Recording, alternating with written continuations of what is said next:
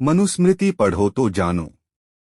भगवान मनु के द्वारा समाज को व्यवस्थित करने हेतु दुनिया की एक पवित्र किताब माना गया है। विश्व की तमाम देश और धर्मों में मनुस्मृति की आधार पर नियम और कानून व्यवस्था बनाई गई है।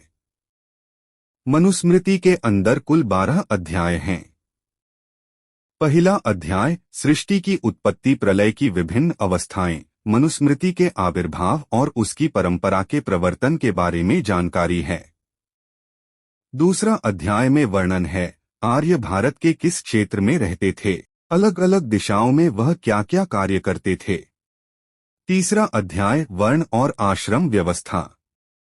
वर्ण समाज को कर्म के अनुसार 4 वर्णों में विभाजित किया गया है। क्षत्रिय, ब्राह्मण, वैश्य और शूद्र। समाज रक्षक क्षत्रिय, आचार्य, शिक्षक ब्राह्मण, कृषक वैश्य, सेवक शूद्र। आश्रम ब्रह्मचर्य, गृहस्थ, वानप्रस्थ और सन्यास। व्यक्ति की उम्र 100 वर्ष मानकर उसे 4 भागों में बांटा गया है। आश्रम ब्रह्मचर्य प्रथम 25 वर्ष में शरीर, मन और बुद्धि के विकास। गृहस्थ है जो 25 से 50 वर्ष की आयु में शिक्षा के बाद विवाह।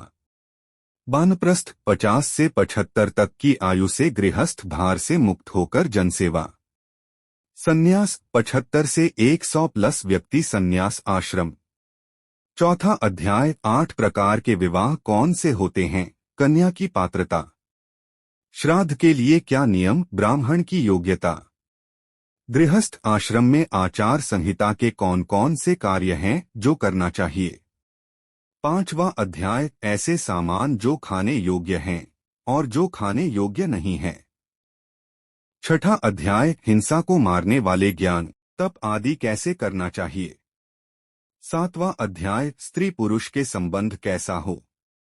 आठवां अध्याय मानव को किन चीजों के संग्रह करने से बचना चाहिए, किन का संग्रह करना चाहिए।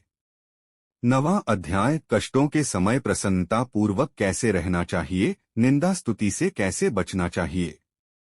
10वां अध्याय राजा के लिए किस प्रकार का आचरण सर्वमान्य होना चाहिए और राजा को दंड कैसे देना चाहिए, मंत्रियों के साथ परामर्श कैसे करना चाहिए।